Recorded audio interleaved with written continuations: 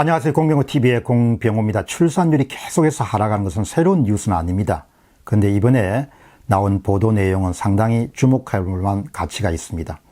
결혼과 출산율이 계속 최저치를 갈아치우고 있습니다. 출산과 결혼의 최저치 의미를 한번 생각해보고 대책은 없는가라는 점을 살펴보도록 하겠습니다. 첫 번째 질문입니다. 출산율 현황입니다. 출생아 수가 같은 달 기준으로 36개월째 연속 최저치를 기록하고 있습니다. 3월 출생아 수는 27,100명으로 전년 대비 3월달 대비 마이너스 9.7%입니다. 3만 명 미만으로 떨어진 것은 월 기준으로 처음이라고 합니다. 1분기 출생아 수는 8만 3천 명, 1분기 역대 최저치입니다. 1981년도 월별 통계를 작성한 이래로 최저치입니다.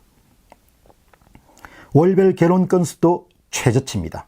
1981년도 월별 통계를 작성한 이래로 가장 최저 수준이라고 합니다.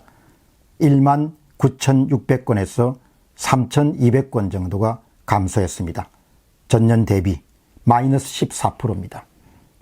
그러니까 출산율은 전년 같은 달 대비 마이너스 9.7%, 결혼은 전년 같은 달 3월 대비 마이너스 14%입니다. 굉장히 큰 폭으로 줄어들고 추세도 계속 내려가는 그런 추세를 기록하고 있습니다. 질문 두 번째입니다. 원인과 전망을 해보도록 하겠습니다. 가장 큰 요인은 경제력입니다. 지갑입니다. 얼마 전에 제가 이 방송에 소개해드렸던 탈무드의 지혜, 인간이 가진 모든 장기는 심장에 의존하고 그 심장조차도 지갑에 의존한다. 지갑은 경제력을 이야기합니다. 다시 이야기하면 저성장 상태가 지속되고 있기 때문에 사람들이 자기 몸 하나를 챙기기도 힘들다는 것이죠. 그렇기 때문에 아이를 낳아서 키울 그런 결심이라든지 의지라는 부분들이 계속적으로 휘습되는, 흐릿해지는 그런 상황입니다. 두 번째는 출산을 결정할 때는 현재 소득이나 현재 상태도 중요하지만 미래 상태도 대단히 중요합니다. 더 나아질 것이면 아이를 낳습니다. 앞으로가 더 밝아질 것이면 아이를 낳습니다. 원시 시대조차도 자신이 감내할 수 있을 정도를 고려한 정도로 출산이라는 것은 원시 시대도 합리적인 의사결정에 속했습니다. 결국은 출산율도 현재의 경제 문제뿐만 아니고 미래의 경제 문제가 대단히 중요합니다. 밝게 보면 더 많이 낳을 수가 있습니다. 어둡게 보면 적게 낳을 수밖에 없습니다. 세 번째는 사람들의 생각의 변화입니다. 오늘날 많은 것이 단기화되는 추세입니다. 결혼은 가장 장기간에 걸친 계약에 속합니다. 이것을 부담스러워하는 것이죠. 그리고 우리 세대에 비해서 좀 젊은 세대들은 무엇인가에 대해서 책임을 지는 것, 장기간에 대해서 책임을 지는 부분을 많이 회피하게 됩니다. 막 꼭 그런 부분을 나무랄 수는 없다고 봅니다. 자신들이 짊어진 짐이 무겁기 때문이죠. 사람들이 갖고 있는 생각의 변화도 중요한 요인입니다. 그러나 그 요인은 아주 압도적인 요인, 현재 경제 상태와 미래의 경제 상태에 비해서는 비교할 수 없을 정도로 낮은 수준입니다. 자, 여러분, 세 번째입니다. 무엇을 해야 되겠는가? 여러분, 오늘 우리가 지혜를 이 수당 주고 육아수당, 그 다음에 유아수당, 출생수당 이런 걸 주면은 아이를 더 낳을 수 있겠느냐? 저는 상당히 회의적으로 봅니다. 돈 몇 푼을 받아가지고 아이를 더 낳을 그런 젊은 부부가 있겠느냐는 생각을 하게 됩니다. 여기서 이제 우리가 옛날 사람들의 지혜를 한번 빌려보시죠. 인구 문제와 자원 고갈 문제를 오래전에 다뤘던 분이 줄리언 사이몬이라는 분입니다. 이분이 쓴 책에 근본 자원이라는 책이 있습니다. 좀 두텁지만 굉장히 잘 쓴 책입니다. 이 책에 나오는 지혜가 오늘 저출산 문제를 고민하는 한국 사람들에게 주는 지혜가 있습니다. 교훈이 있습니다. 한번 보시죠. 줄리언 사이몬은 이런 이야기를 합니다.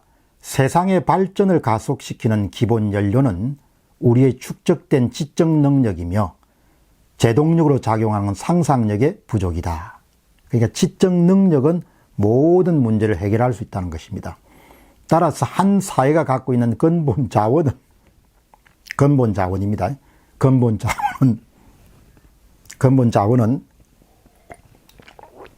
다름 아닌 사람이다. 기술이 있고 활기가 넘치며 희망에 찬 사람들이 근본 자원이다. 젊은이들이 근본 자원이라는 이야기입니다. 이러한 사람들은 의지와 상상력을 총동원하며 자신의 편익은 물론이고 신념과 사회적 관심의 활기를 불어넣기 위해 전력할 것이기 때문이다. 그러니까 젊은 층 자체가 근본 자원이라는 겁니다. 한 사회가 갖고 있는. 그러니까 젊은 사람들이 줄어든다는 것은 그만큼 한 사회가 가장 귀한 자원을 잃는 것이다. 그렇게 볼 수가 있습니다. 줄리안 사이먼의 18쪽에 나오는 이야기입니다. 그리고 줄리안 사이먼은 우리에게 이런 이야기 합니다. 가장 큰 자원은 인간이 갖고 있는 상상력이다. 그 상상력을 가장 잘 발휘할 수 있는 계층은 젊은이다. 그 다음 문장을 여러분 한번 들어보시기 바랍니다. 인간의 상상력은 개인에게 자유를 허용하고 재능을 마음껏 발휘할 수 있으며 기회의 장점을 활용할 수 있는 경제체제라야 왕성해진다는 점을 반드시 기억해야 된다. 출산율이 체제하고도 굉장히 밀접하게 연결되어 있다는 사실입니다. 또 한 가지 중대한 요소는 정부의 강제로부터 정치 경제 체제가 개인에게 제공하는 자유의 정도이다. 기량이 있는 사람이 위험을 무릅쓰고 열심히 일하는 데 대한 인센티브를 제공할 수 있는 적절한 틀이 있어야 비로소 재능의 꽃이 피고 열매가 맺히게 된다. 이러한 틀의 핵심 요소는 경제적 자유, 소유권 존중, 그리고 누구에게나 동등하게 시행되는 공평하고 합당한 시장의 규칙이다. 171쪽에 근본 자원이라는 책의 171쪽에 소개된 내용입니다. 요약해서 말하자면 출산율 급감에 대한 그런 기사를 보면서 보조금을 지불한다고 해서 출산율을 개선할 수 있는 가능성은 없다는 겁니다. 그렇기 때문에 우리가 어떤 출산율 문제를 고민할 때 정해진 틀을 벗어나서 한번 생각을 해보자. 벗어나서 생각하는데 여기서 소개하는 줄리안 사이먼의 근본 자원의 지혜가 큰 도움을 줄 수 있다. 쉽게 이야기하면 지금처럼 평등지향적인 정책을 추구해서 나라의 앞날이 흐릿하고 어두컴컴할 때는 어떤 제도나 정책을 도입하더라도 출산율이 반등될 가능성이 없다는 겁니다. 그럼 대안이 뭐냐 이야기죠. 개인이 창의성을 한껏 발휘할 수 있는 역동성을 회복시킬 수 있는 정책과 제도와 체제가 마련되지 않으면 출산율을 회복시키는 불가능하다는 이야기죠.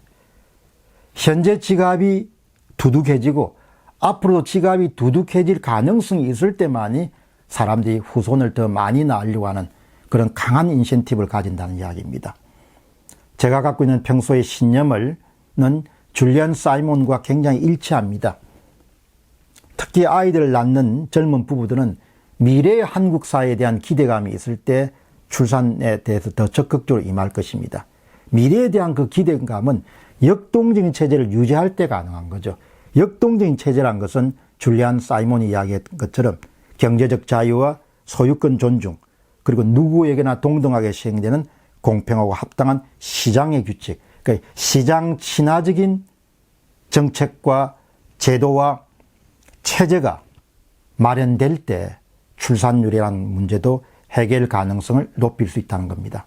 항상 우리가 문제를 접근할 때 눈앞의 문제만 보지 말고 한 단계 벗어나서 좀 넓은 시각으로 보면은 결국 출산율도 지갑의 문제고 현재 지갑과 미래의 지갑의 문제고 한 사회의 역동성의 문제라는 점을 여러분이 기억해 주셨으면 좋겠습니다.